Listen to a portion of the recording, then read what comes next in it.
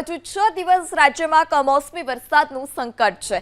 દક્ષિણ ગુજરાત પર cyclonic circulation સક્રિય છે અને જેની અસરના ભાગરૂપે 48 કલાક બાદ અમદાવાદ સહિત રાજ્યના વિવિધ વિસ્તારોમાં થંડરસ્ટોર્મથી લઈ હળવા વરસાદની શક્યતા વ્યક્ત કરાઈ છે।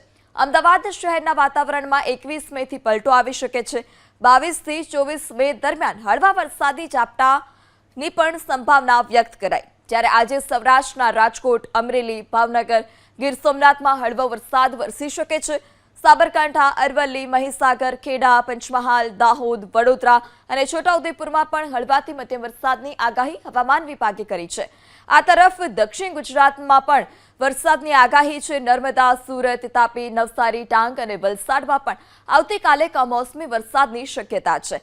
સંઘ પ્રદેશ, દીવ, દમણ અને દાદરાનગર હવેલીમાં પણ હળવાથી મધ્યમ વરસાદની શક્યતા છે। હવામાન વિભાગની આગાહી મુજબ આગામી 6 દિવસ 50 કિલોમીટર પ્રતિ કલાકની ઝડપે પવન ફૂંકાઈ શકે છે। અમદાવાદ, ગાંધીનગરમાં તાપમાનનો પારો 40 ડિગ્રીને આસપાસ રહે તેવી શક્યતા।